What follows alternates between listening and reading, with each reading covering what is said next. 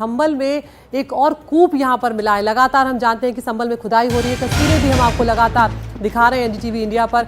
शाही जामा मस्जिद से 100 मीटर की दूरी पर है ये कूप, जो अब एक बार फिर से खुदाई में मिला है।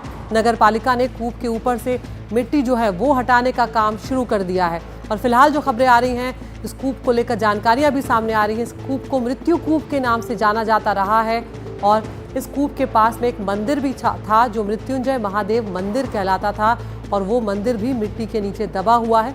लोगों ने ये भी दावा किया है कि यहाँ की खुदाई होगी तो यहाँ पर मंदिर भी निकलेगा, जिसकी दीवार है और वो आज भी दिखाई देती है। रणवीर हमारे सहयोगी हमारे साथ जुड़ गए हैं। रणवीर, ये मामला लगातार तूल भी पकड़ता जा रहा है, लेकिन खुदाई में जिस तरह से चीजें निकल कर आ रही हैं वो कई सवाल भी रणवीर खड़े करती हैं। देखिए, निश्चित तौर पे संभल जो है, संभल को कहा जाता है कि वो एक तीर्थों का केंद्र हुआ करता था और आज जो पौराणिक कथाओं में अगर आप देखिए तो संभल में 84 कोसी परिक्रमा मार्ग है और इस 84 कोसी परिक्रमा मार्ग के अंदर 68 तीर्थ हैं, 68 तीर्थ और 19 कूप का जिक्र किया गया है जो मान्यताओं के हिसाब से, जो कि पौराणिक है, जिनका एक धार्मिक महत्व है। ऐसे 19 कूप हैं।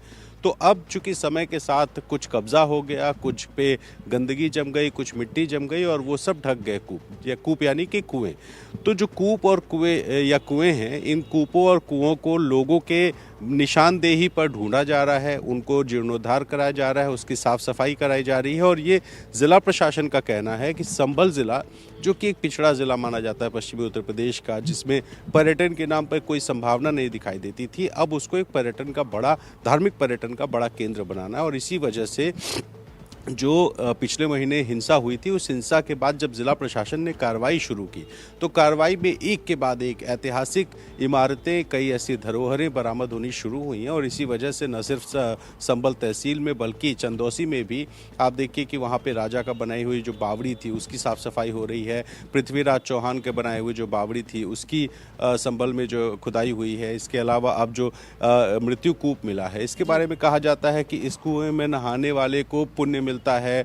और साथ ही इसमें एक जो पौराणिक जिक्र है, यमदग्नि कुंड, जो कि यहाँ से 150 गज की दूरी पर उत्तर की तरफ बताया गया है। तो अब जिला प्रशासन जाहिर है जो पौराणिक कथाएं हैं उनके आधार पे मृत्यु कूप से 150 गज उत्तर में जाकर के वो यमदग्नि कूप ढूंढेगी। और स्थानीय लोगों का ये भी कहना है कि उनके पहले की पीढ़ियों ने उन्हें बताया था कि एक मृत्युंजय जी का मंदिर भी था, तो अगर प्रशासन उसको भी खोजेगा तो उसकी दीवारें दिखाई देती हैं, साफ सफाई होगी तो मंदिर भी निकलेगा।